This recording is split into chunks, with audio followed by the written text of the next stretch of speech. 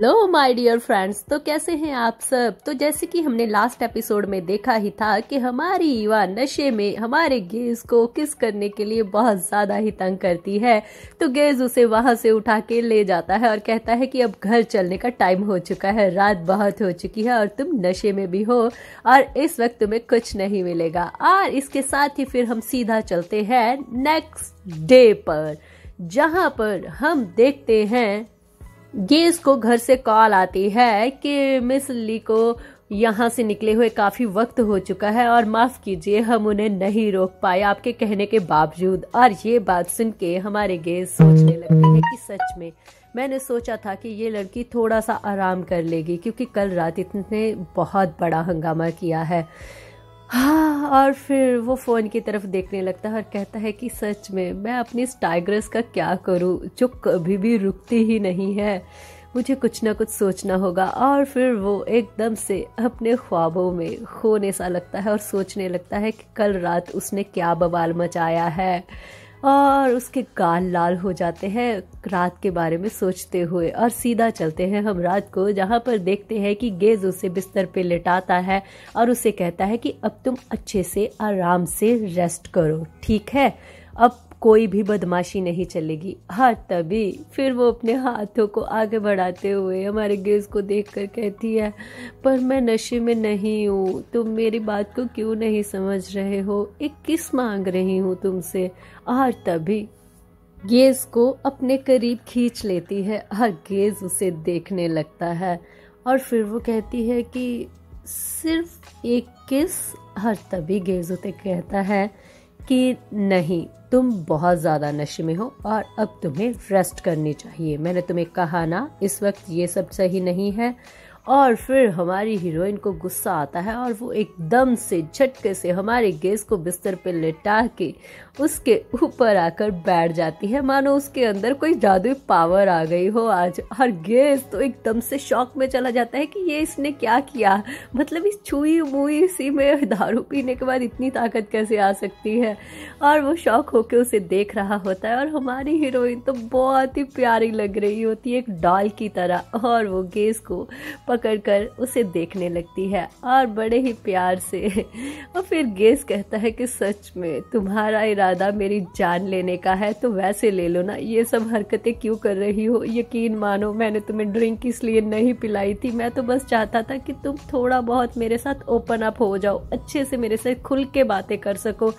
मुझे नहीं पता था इसका सिला ये मिलेगा। और इधर धीरे धीरे हमारी हीरोइन तो अपने कपड़े रिमूव करने लगती है, जबकि हमारा गेज बेचारा बातों में बिजी था। और वो एकदम से जब सामने देखता है कि हमारी हीरोइन क्या कर रही है तो वो तो एकदम से घबरा ही जाता है कि हे भगवान, ये इस वक्त क्या कर रही है। और फिर वो कहता है, नो ईवा, यहीं पे रुक जाओ, तुम इससे आगे नहीं बढ़ने वाली।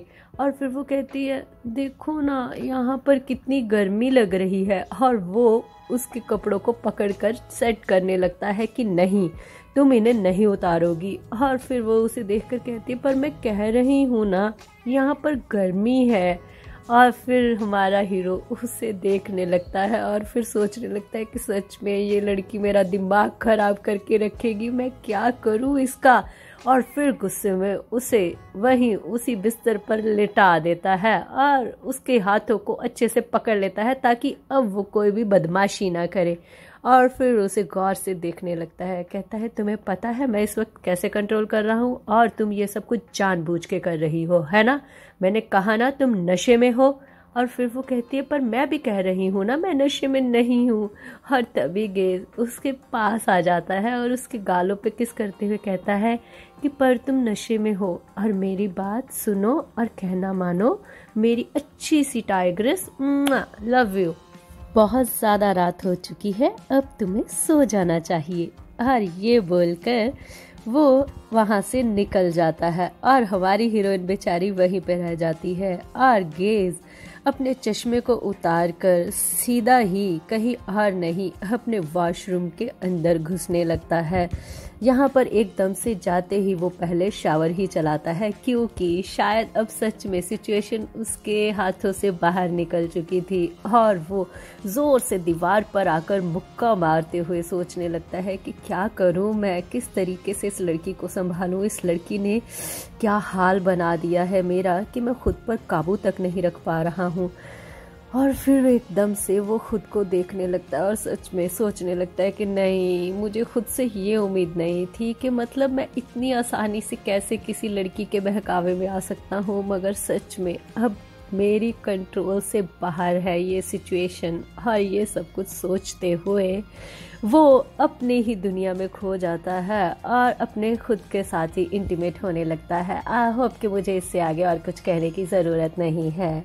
और ये सारी बातें इस वक्त गेज बैठकर अपने ऑफिस में ही सोच रहा होता है और एकदम से दरवाजा खुलने से उसकी सोच वहीं पर टूट जाती है, क्योंकि एकदम से सामने हमारी मिस ली जो आके खड़ी हो जाती हैं और फिर वो सामने उसे देखते हैं और कहता है कि सच में मुझे उम्मीद नहीं थी कि तुम आज काम पर आओगी, और वो भी इतने टाइम पर।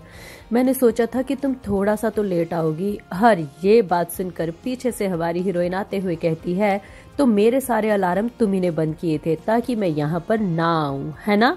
और तभी फिर हमारे हीरो कहते हैं कि मैंने जो कुछ भी किया तुम्हारी वजह से ही किया, ताकि तुम थोड़ा सा आराम कर सको। तुम्हें हैंगओवर नहीं हुआ क्या? और तभी हमारी हीरोइन कहती है कि नहीं, मैं ठीक हूँ। और फिर वो सामने देखने लगती है और तभी हमारे हीरो कहते हैं कि हाँ, मगर फिर भी तुम्हें रेस्ट करनी चाहिए थी। काम का ध्यान मैं रख रहा था ना, मैं यहाँ पे सब कुछ कर लेता। और तभी हमारी हीरोइन कहती है कि काम का ध्यान तो ठीक है, मगर मुझे लग रहा है तुम तो सारी रात सोए ही नहीं हो। तुमने यहाँ पर आकर कितना सारा काम खत्म कर दिया। क्या सच में ये सब कुछ तुमने किया है? और तभी हमारे हीरो कहते हैं कि हाँ, मुझे थोड़ा नींद नहीं आ रही थी तो मैं थोड़ा अर्ली आ गया ऑफिस में और मैंने ये सारा काम खत्म कर दिया और मैंने सारी इन्वेस्टिगेशन देख ली है। और तुम्हें फिक्र करने की कोई भी ज़रूरत नहीं है। तुम्हारे ऊपर तुम्हारी कंपनी ने जो भी भद्दे इल्ज़ाम लगाए थे, जिस तरीके से तुम्हें वहां से निकाला गया है, उन सब का कच्चा चिट्ठा अब मैंने निकाल लिया है। अब तुम्हें निर्दोष साबित कर लूंगा मैं, देख लेना, सबके सामने सारी असलियत आ जाएगी। और ये सारी बातें सुनकर हमारी हीरोइन एकदम से शॉक में चली जाती है और हमारे हीरो को प्यार से देखने लगती है। और तभी हमारे हीरो कहते हैं कि क्या हुआ, तुम इस तरीके से मुझे क्यों देख रही हो? तुम्हें फिक्र हो रही है? तुम्हें फिक्र करने की कोई ज़रूरत नहीं है, मैं इन सारी चीज़ों को संभाल लूँगा। और फिर वो सर झुका के कहती है, मुझे ये फिक्र नहीं है कि तुम संभाल पाओगे कि नहीं, मुझे तो ये फिक्र हो रही है कि अब मैं तुम पर बहुत ज़्यादा डिपेंडेंट हो गई हूँ। और ये बात सुन के हमारे ये कहते हैं कि तो ये अच्छी बात है ना, मैं जानता हूँ कि तुम एक सेल्फ स्टीम वाली लड़की हो जो कि हमेशा खुद के बारे में सोचती है, जो खुद अकेले चलना सीखी हुई है, जिसे किसी की ज़रूरत नहीं है, या ये कहूँ कि किसी ने उसका साथ ही नहीं दिया। मगर कभी कभी कुछ इंसानों पर भरोसा कर लेना चाहिए ईवा। कभी कभी अगर कोई साथ देना चाहता है तो उसका साथ ले लेना चाहिए।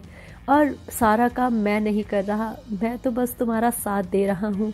और तभी हमारी हीरोइन कहती है, मगर फिर भी मैं तुम पे बहुत ज़्यादा ट्रस्ट करती हूँ और तुम्हारे बिना तो अब मैं कुछ भी नहीं हूँ, इसलिए मुझे डर लगने लगा है। और तभी हमारे हीरो उसके इस प्यारे से चेहरे को देखकर कहते हैं कि तुम्हें डरने और घबराने की ज़रूरत नहीं है युवा, मैं हूँ ना तुम्हारा साथ देने के लिए और तुम मुझ पे ट्रस्ट कर सकती हो। और वैसे भी उन सब के साथ जिस तरीके से उन लोगों ने तुम्हारे साथ किया है डील, तो तुम ऐसे सीधे से उनके साथ डील नहीं कर सकती, उन्हें उन्हीं के तरीके से हराना होगा और वो सब तुम मुझ पे छोड़ दो। और हमारी हीरा बड़े ही प्यार से उसे देख रही होती है कि सच में क्या कोई उसकी इतनी केयर कर सकता है, और उसका मासूम सा चेहरा नज़र आ रहा होता है।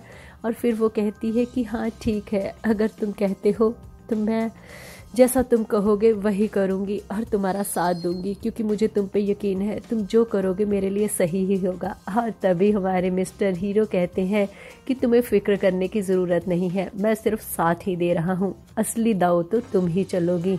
मैं सिर्फ तुम्हारे साथ हमेशा हर पल खड़ा हूँ, तुम्हारी हर एक मुसीबत में तुम्हारा साथ देने के लिए, तुम्हारा आगे बढ़कर हमसफर बनने के लिए।